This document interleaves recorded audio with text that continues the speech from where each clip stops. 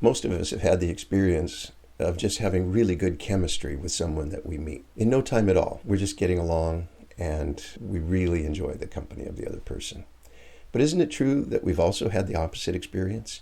We've come across someone that just we can't figure out what makes him tick. Why does he say what he says? Why does he respond the way that he does?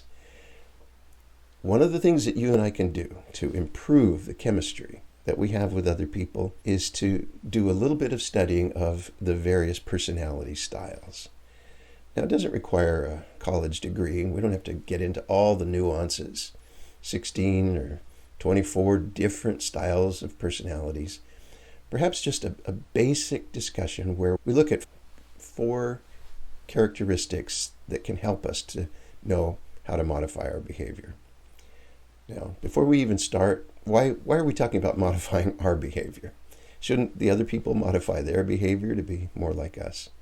Well, that would be nice. But the reality is that people come from where they come from and they think the way they think. And if you and I make the quality of our relationship their problem, then we're not going to get along. It's like going to a foreign country and demanding that the foreigners speak English. We're probably going to have a better vacation if we learn to speak a little bit of the local language instead of forcing them to speak our language. And we don't have to feel like we're selling ourselves out. You see, we're not being untrue to ourselves. We're just changing our language. And that's the way it is with personality styles. Here are 4 main varieties that we want to keep in mind. Dominant individuals, highly expressive individuals, amiable people, and highly analytical people. Now, the names pretty much speak for themselves. They describe the characteristics of the individuals. But just realize this, that a small percentage of the world's population is highly decisive. They don't have pain associated with making decisions. They have pain associated with not making decisions.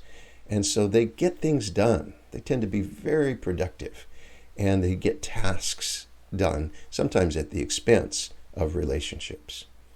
Now, the highly expressive person is also rapid, and sometimes the dominant thinks, oh, this guy's like me because he talks, and he talks rapidly. But the expressive person is very different from the dominant. You see, even though he's open and rapid, he's all talk and no do, or at least it can seem that way to the dominant. The highly expressive person is often drawn to fields like sales or entertainment. And you'll find them at the center of every conversation. When people are gathered around and somebody's in the middle talking, everybody's laughing, it's often a highly expressive person that's in the middle of that circle. So the expressive person needs to be aware that perhaps he talks a little too much for the average person. He may want to modify his style, especially if he's talking to somebody who's highly dominant and is offended by the all talk and no do philosophy. Another group is the amiable, steadfast group. They're wonderful people, and it's a good thing that the population of the world is mostly amiables. In fact, if it was mostly dominance, we'd probably be on World War V by now, because amiables are willing to just go along to get along. They put up with a lot. Now, the downside is that very often we don't get to hear what they have to say because they don't like controversy. And when a highly amiable person is dealing with a dominant, often they'll be offended by the brisk, what they would consider to be rude approach. See, the dominant says, come in here, shut the door, sit down. And the amiable is like, man, if I treated somebody this way, it would be because I didn't like them. Well, it's not a case of the dominant liking them or not liking them. He's just getting things done. So the amiable takes a lot of care of relationships, and that makes them very valuable on any team. Now, the 4th group is the highly analytical people. And they, instead of being rapid with making decisions, they tend to be slow making decisions. In fact, that expression paralysis through analysis is probably describing highly analytical people. The analytical person is always the last one to be sure, and they hate making mistakes. In fact, if a decision has to be made in the morning by 10 o'clock, but by 3 o'clock, it turns out the decision was wrong, The analytical person is like, oh, I knew we rushed that. Oh no, now we're going to pay for it.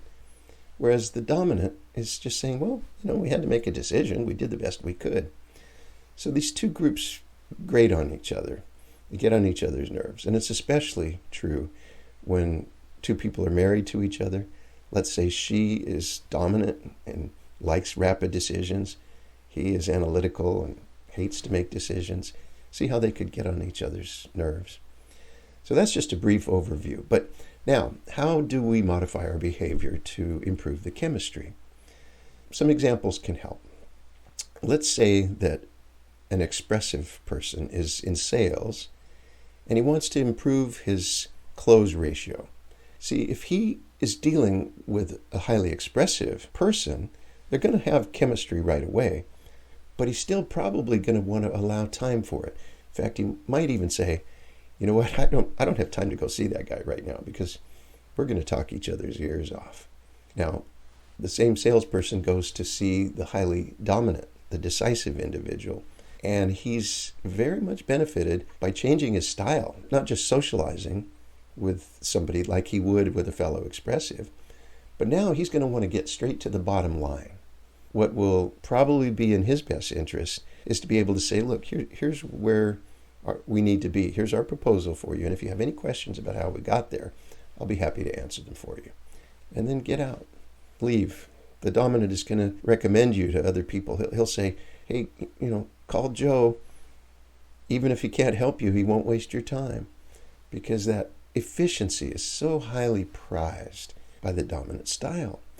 But now, our salesperson, perhaps highly expressive, let's say he's calling on an analytical person. Instead of saying, here's the bottom line, which is going to meet with instant resistance, like, whoa, bottom line, how did we get there? Where did we start? Let's go back over this. And the analytical person wants to break that proposal down. How did we get from A to B, and then from B to C, and so on?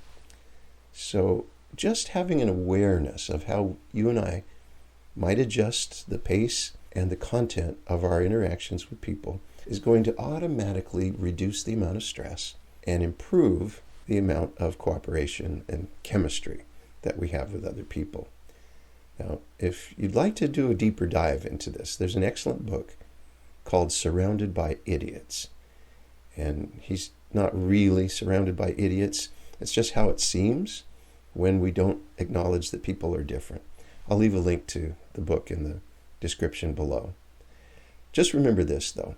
You and I can improve the quality of our friendships and the quality of our business associations by simply modifying our own behavior. And a basic awareness of the differences between personality styles is going to help all of us to have a lot more satisfaction and a lot less frustration.